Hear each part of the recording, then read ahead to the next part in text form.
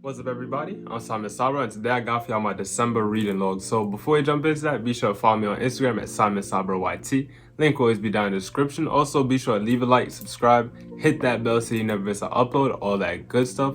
Also, Happy New Year's to all of y'all. Definitely comment down what you did for the New Year's. If you didn't really do anything for the New Year's or you don't feel like talking about it, just comment down what you've been reading recently. Anything like that whatsoever. But once again, Happy New Year's to all of y'all. I hope y'all have a great year this year, and I hope you all continue to support the channel this year. I got some amazing videos lined up, and honestly, I'm just really excited to get through with it and just have fun for the year. But with all that out the way, let's just jump right into it.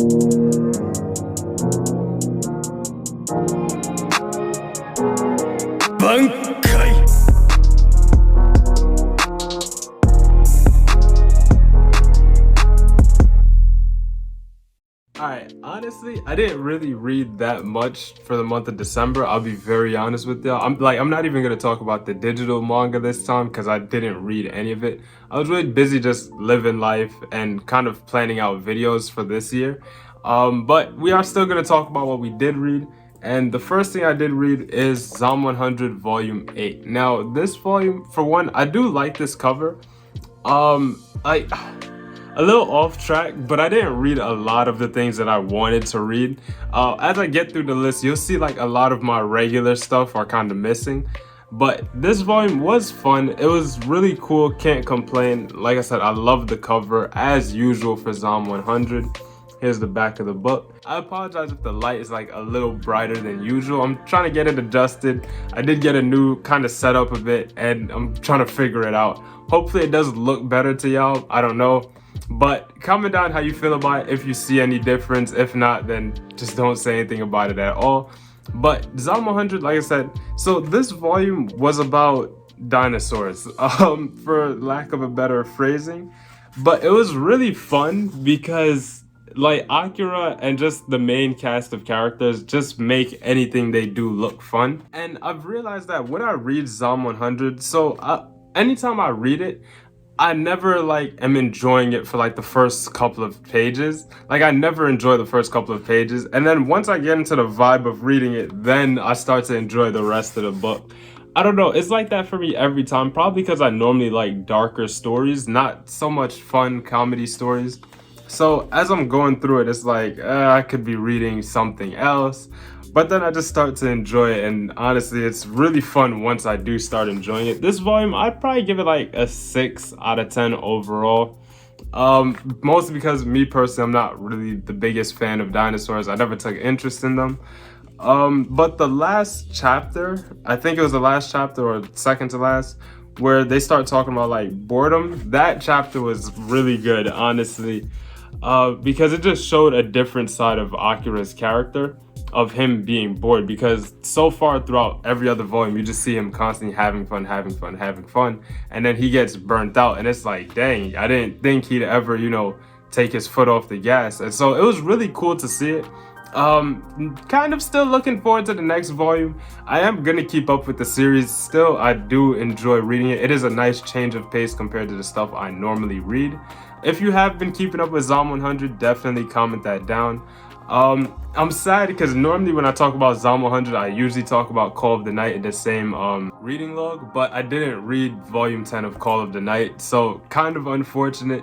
I normally do read it, but I didn't get the chance to. Like I said, I didn't really read too much for the month of December, but I did read this one, which was amazing. Probably, no, I don't think it's one of my favorites, but the Song of Yoru and Asa. I do need to pick up Encore, but this one was honestly really good. If you could kind of see the back of the book here, but the Song of Yoru and Asa was honestly really, really good. And it is a slipcover. Here's similar to you can kind of see it right here. Can an otaku like me really become an idol? They are by the same publisher, being Kuma, which I think only does BL. I'm not sure, but I'm really only familiar with these two titles by them. And so they do this slipcover, and then I'm not sure if you guys are picking this up on the camera, but on the back of the book they kind of include like some extra panels, which I find kind of cool. like I said, I've only read BL by them, and so far they are both completely uncensored. So let your mind wander with that how you will. But it starts out kind of deceiving me on what the plot is. It starts out with this one guy here, and he kind of falls in love with this lead singer, Yoru. And that's what I think the plot is at first, but that's like the plot for the first chapter, kind of like a epilogue, I think is the proper term. I'm not 100% sure. But once you get into the actual story, there's two singers named Yoru, one named Yoru, the black hair guy, and Asa, the blonde hair guy. I think I got that right. But what happens is that basically Yoru, the once again the black-haired one, is from a very famous band that disbanded for I think like a bunch of reasons. So Yoru joins Asa's band, where Asa is like the lead singer of that band and Yoru is just the guitarist.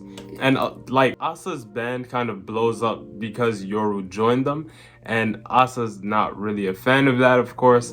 So he kind of tries to prove himself, but a situation happens that I don't know how to explain in a way where YouTube won't really cancel me. Honestly, you kind of just have to read it and find out. But some things happened, and Asa finds out that Yoru likes him or really is deeply in love with him. But Asa doesn't really swing that way. And it's honestly a really funny interaction, especially the way they went about it in the manga. It's really funny, but it is a really dark manga at times. I think a lot of the BLs that I have read tend to be very dark, which I do enjoy. And it's overall like a really good story to me. I do need to read Encore. If you have read Encore, definitely let me know how it is. And the art in here is really good, as well as like the page quality. And I said that about the other one by Kuma as well. Like the page quality for it is really good. The book does feel like really stiff, like the spine of the book. Like I normally don't try to like break the spines anyways, but most of the time I was reading it kind of like this. Like I couldn't open it all the way up, which is fine. I don't really mind that. But honestly, this was just such a fun manga overall. Really enjoyable story, really good characters. Like I said, I just overall did enjoy it. I'd probably give it like a good 8 out of 10. Really enjoyed it. If you've read it, comment down how you feel about it. If my explanation maybe got your interest in it, go check it out. Honestly, it's really good. Very dark, like I said, so do read it with a bit of an open mind. And it is uncensored. Now, as I did promise, I did go back and read every single volume. If you are like constantly on my channel, you'd notice there's something kind of behind me missing, and that is Colorless volumes 1, 2, and 3. This was amazing. Solid 9 out of 10, 9.5 out of 10. Like, I don't know. I think I give this manga a lot of credit. And if you haven't read it, you need to go and read it, especially if you have been watching my channel recently, because I feel like this is all I've been talking about. Definitely go and read it. The covers are, for one, really gorgeous. The art, really gorgeous. And the story and characters are so amazing, so much fun. I'm not really going to talk too much about the volume 1 because I did talk about it in some reading log I did last year. Really briefly though, it is about a world where color was kind of stripped from the world, and humans and all life kind of transformed in very mysterious ways due to the lack of color. And so there's this evil organization that's trying to kind of resurrect color gods. It's a little bit confusing, but basically the color gods that they're trying to resurrect are basically going to destroy the world, long story short. And in order for them to do that, they need to get this girl whose name is Chie, and our main character Avi is protecting Chie, and he's trying to find a way to restore color to the world. And that's pretty much a brief summary of the whole story. But the art, let's see, volume 2 had one of the best fights in it, like towards the end. And so far, both volumes 2 and 3 kind of follow a similar pattern of like Avi and his friends will be like doing something very random, not really random, but not the most exciting thing, and it creates a bit of world building. And then after that is they get attacked by somebody and then the action comes in. And kind of like I said, 2 and 3 kind of follow that same pattern, which I don't mind because it is a nice balance of world building as well as action. But for one, come on, look at the art. And one thing I do is when I read manga, I tend to imagine every character with like a very unique voice. I don't know if I'm the only one that does that. If you do that as well, comment that down. But Avi, I imagine with like a Batman voice, and it makes him so cool. If you haven't read Colorless, definitely go read it and imagine him with like a Batman voice. If you have been reading it, just go read one like panel of him saying something in a Batman voice. Trust me, it makes him sound so much cooler. And on top of that, Avi is already a really cool character. But like I said, towards the end of this volume, we get one of the most amazing fights. And spoiler alert, I am gonna show some of the pages of that fight because it is honestly just phenomenal. Like it's just sick, especially like in the context of the manga, because they're just injecting color and just fighting back and forth, and it is amazing. Like it made me want to just, I don't know, like I just love talking about this manga so much. And just like the art, the paneling, the characters, like I said, I feel like this manga is like really perfect. Honestly, I genuinely think this manga is perfect. I haven't read anything like it before. There's nothing that I could sit here and like pick a flaw about. And this is one manga where like I would love to see an anime for it because I just can't imagine how it would go. I said this in my first reading log with this in it, that if it was like a noir style of anime where like the anime is just black and white and like the style of like No Guns Life or Dorohedoro, and it's just black and white and then color as needed, that would be sick, honestly.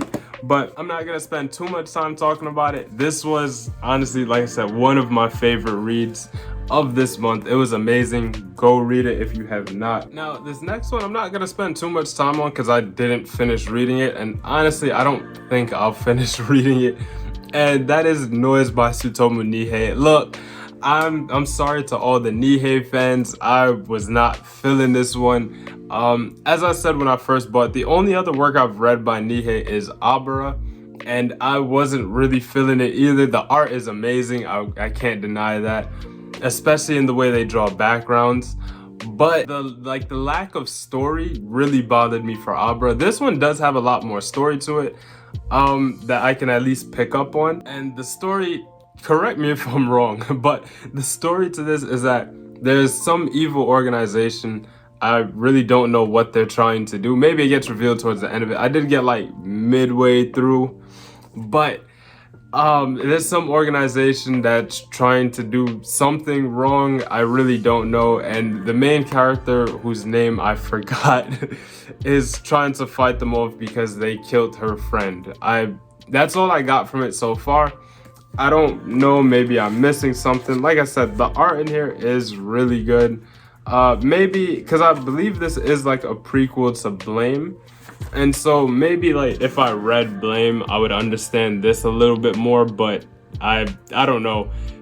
Maybe something's wrong with me. I genuinely don't know. But the art's good. That's like the only positive thing I can like say about it. I'm not saying it's a bad manga because I haven't finished it yet. I don't think I do plan on finishing it though. And this is very selective, but another thing that's been bothering me is like my spine is very off-centered. This has nothing to do with my enjoyment of the actual volume though, but it does bother me a lot. So I genuinely don't know how I feel about this. I'm sorry to everyone that is like a super Nihei fan. I know that on the haul that I did show this, a lot of people were saying like, go check out Blam, check out Knights of Sidonia, check out Opossums. And I do have this one other manga tuber friend named, I don't want to say it wrong, but Miklin FTW. I will leave their link in the description. But I know that they've been reading Opossums lately and it's really good for them. But I don't know, I'm thinking about it maybe. Like I feel like I'm forcing myself to like Nihei. And I don't know, I'm probably going to try a couple more series just out of curiosity. but this one was not the one.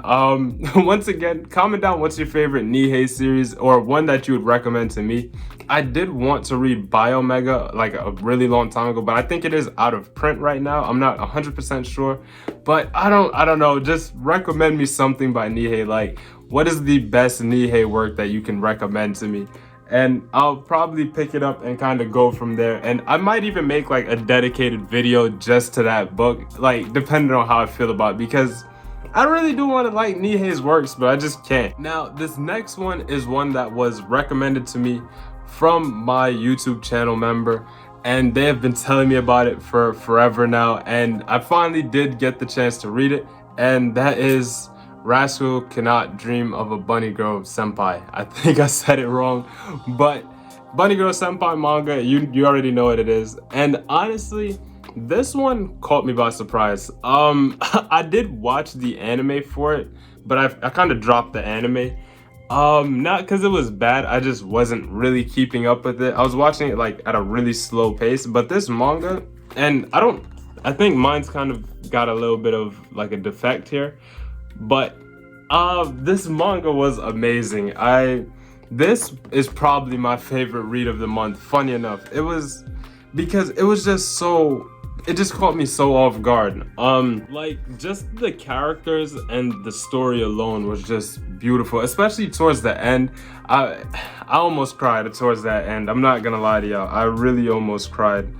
But it follows the story of Sakuta and Mai Sakurajima, and it is basically what happens is there's, I guess, a phenomenon called adolescent syndrome. I think that's what it was called, where strange things happen with really no explanation for it. And the strange thing that happened is Mai is basically invisible to the majority of people in her hometown, at least, and it does worsen like as the manga goes on. And I will be giving spoilers for this, but basically, yeah, so Mai is like invisible to most people except for Sakuta. And for one, the art in here is actually really clean. It's just clean. I do love it a lot. But Mai, yeah, is invisible to a lot of people. She was like a major childhood superstar for acting, I believe, and she just kind of got fed up with it to the point where it was like she doesn't want to do it anymore. And her not wanting to do it kind of made like the public forget about her in a way where now she's invisible. I think I explained it good enough to where it makes sense, hopefully. But that's kind of the basic premise of it. And Sakuta is trying to help her basically become normal in the sense where everyone can see her and she can live a normal life. Now, the ending of it is what I really want to talk about. So as the story progresses, more and more people start to forget about her, and Sakuta is like the only one that is actively able to remember her. And so it creates this dynamic of like Sakuta doesn't want to forget her as well, and Mai like greatly appreciates him holding on. But it's at the point where like if Sakuta were to fall asleep, he would wake up and forget all about her. So he's like drinking coffee, sipping Red Bulls, he's going crazy just trying to stay awake, like, and doing the whole nine. But it's like Mai sees it and she's like, you know, I appreciate it. And basically Sakuta goes to sleep and wakes up and forgets about Mai, and so everyone forgets about her. And I thought that's like how it was gonna end, and I was like, dang, that's beautiful. Like that is so sad but beautiful. And it's like it was after that, what happened, like the way the story went after that, where Sakuta kind of remembers her and then like confesses his love to her in the school, and then because of that everybody now remembers her, was a little bit corny to me, I'm not gonna lie, but I do kind of like sad endings more. That's kind of just me personally, so it was like kind of cheesy, but honestly it still made for a really good story all around. I definitely did enjoy this. I'm probably gonna pick up the volume 2. I forgot what the name of it is exactly. Comment down what the name of it was, and I'm probably gonna go and pick it up if you think it's good. But honestly really enjoyed this series, and I'd assume the volume 2 also follows like the adolescent syndrome. Like I said, probably am gonna pick it up because this one was really good. Now, this next manga is one that this is the last manga I did read and the last one I am gonna talk about because, like I said, I'm not really gonna talk about the digital, but this one I did mention the my YouTuber friend Micklin FTW, and they've been telling me to read this series for forever now, and I finally took the steps into reading it, and that is Goodnight Punpun. I only read volume 1 and a little bit of volume 2, but just off of volume 1, this is okay. For one, I am really blind to this series. Like, I don't know anything about this series. I've just heard people say it is depressing and it is sad and all of that. That is all I know about the series. But I've had this in my collection since I've started collecting manga, and this is my first time actually going through and reading it. So volume 1 was so much fun. It was very, very fun. For one, I do love Inyo Asano. All of the works that I've read by him, I have enjoyed. But here's one thing I really enjoyed about this. These facial expressions from the Punyama, I think that was the name, the Punyama family. When there's like this emphasis on it, especially when you meet Punpun's uncle, and he does it literally all the time. It is so funny to me. This series so far, it is a bit of a weirder series, especially in the writing style, where Punpun is basically you, the reader. And so it's like, it's very easy to immerse yourself in Punpun because Punpun doesn't really have like a face or a body to him. You can pretty much insert yourself into him.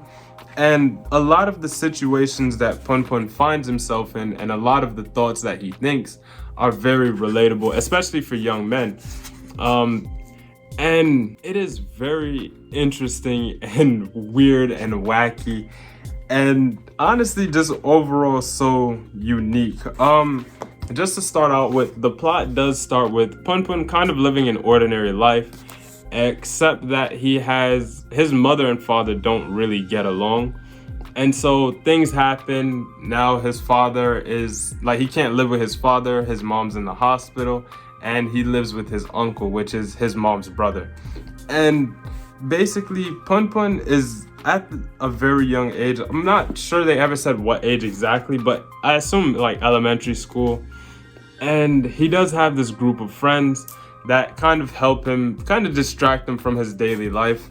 But at the same time, you could tell Punpun doesn't really fit in with this group, but he kind of just hangs out with them still. And he does also have this girl that he has a really big crush on. I don't remember her name, but this girl right here, Punpun has a crush on, and Punpun has very adolescent thoughts. We'll just leave it at that. Like, okay, for example, this page right here, you can tell what I'm trying to say, and it is honestly really funny how innocent Punpun is. But honestly, this manga so far, I'm really enjoying. I haven't been reading it like super heavy because these volumes are like really thick, and the way that I hold manga is very weird, and big books don't get along with my hands. But honestly, I do enjoy it like a lot. Like I said, I have gotten through a bit to volume 2, not too much into it. I think I'm probably like a couple pages in. Yeah, you can kind of see right here, but I'm not really too far into it.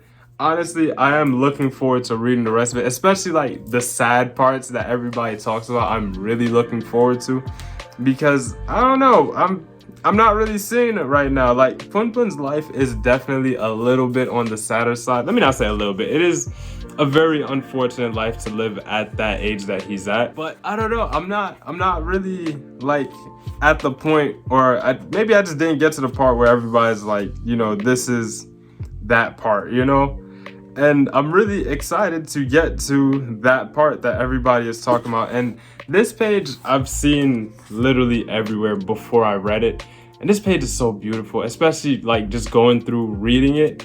This page was just so beautiful. Honestly, I can't recommend it yet because I don't feel like I've gotten far enough to where I can like comfortably recommend it to a certain audience. But it was honestly really fun to read so far, and I will be keeping up with it. Micklin, thank you for recommending me this and actually getting me to read it. I'm probably gonna like DM you about it later on so we can like talk about it, but that's really it for the video. Like I said, I was not gonna talk about any of the digital manga, but really briefly, I know 2 Shonen Jump series did come out. Ichigoki's Under Control and Fabricant 100, I believe. They're okay. Ichigoki is really funny to me, but like I said, not really gonna talk about too much of the digitals. But that's, like I said, it for the video. Let's give a quick shout out to our YouTube members. Thank you all so much for your support. I greatly appreciate it. Once again, Happy New Year's to everybody. Go out there, have fun, be safe in whatever it is you plan on doing. Once again, comment down anything you did for the New Year's, any manga you've been reading recently, anything like that whatsoever. Once again, do be sure to follow me on Instagram at SimonSabroYT. The link will always be down there in the description. Be sure to leave that like, subscribe, hit that bell so you never miss an upload, all that good stuff. But that's it for me. This is Simon Sabro signing out. I catch you on the next one.